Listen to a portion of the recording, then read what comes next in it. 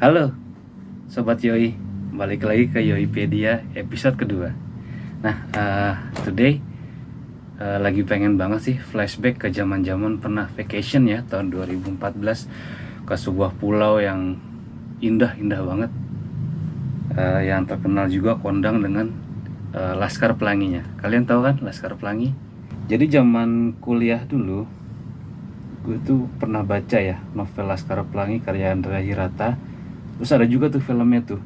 Nah dari situ tahun 2014 kepincut banget ya, kepengen buat nyambangin pulau yang nyatanya tuh nggak kalah indah dari Bali atau Lombok lah gitu, panorama alamnya.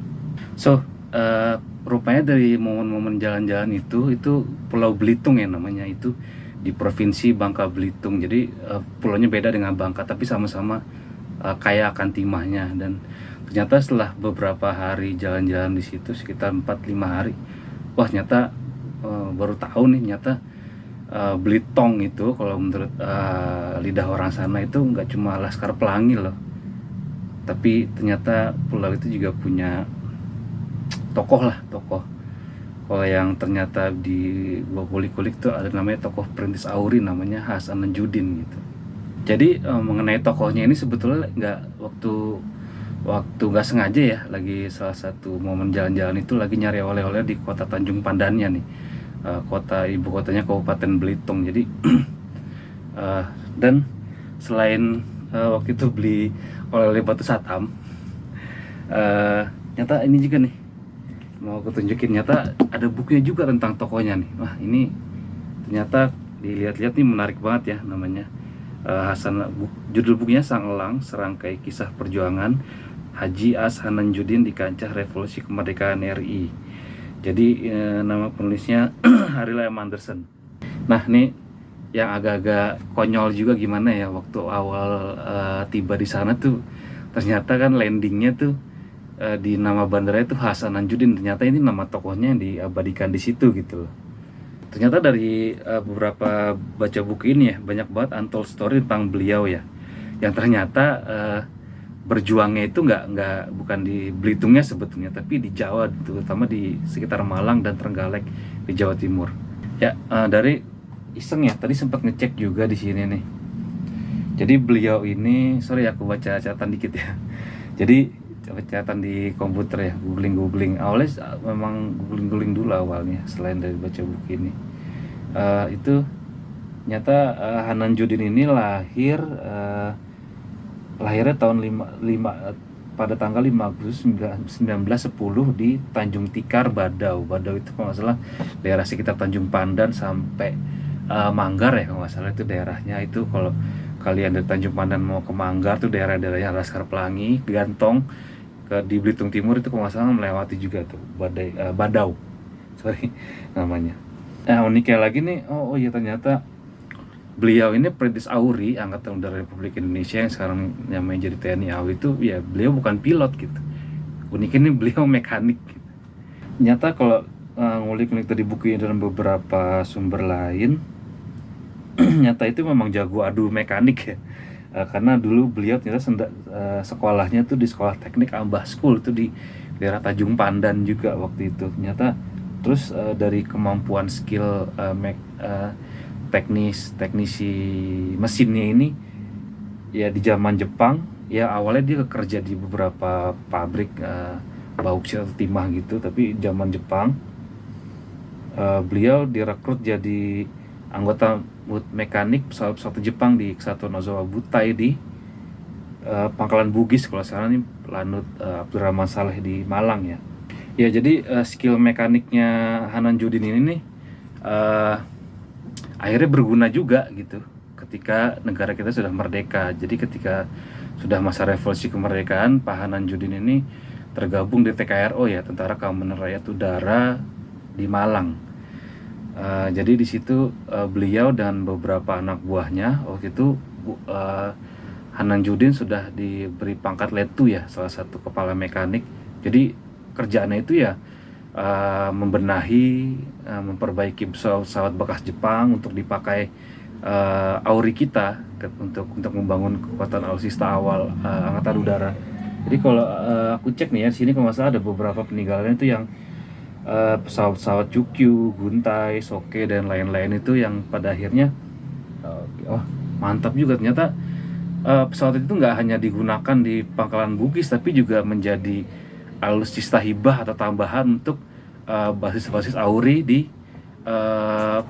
pangkalan-pangkalan lain tuh, kayak Pangkalan Panasan di Solo, sekarang Adi Sucipto gitu, terus di Maguwo juga di Jogja gitu.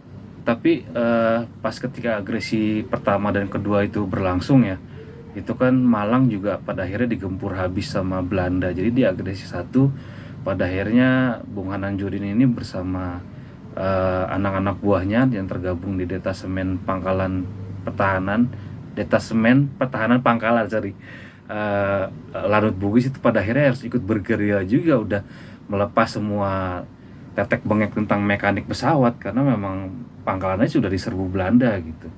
Jadi di agresi pertama beliau itu bergerilya sampai ke Malang Timur, sampai sempat ini aku baca ada juga pertempuran nanti. Aku juga sempat nulis juga sedikit tentang ini gitu. Nanti bisa dicek lampirannya ya. Jadi setelah agresi 1 bergerilya di Malang, sempat terlibat pertempuran dengan Belanda waktu itu.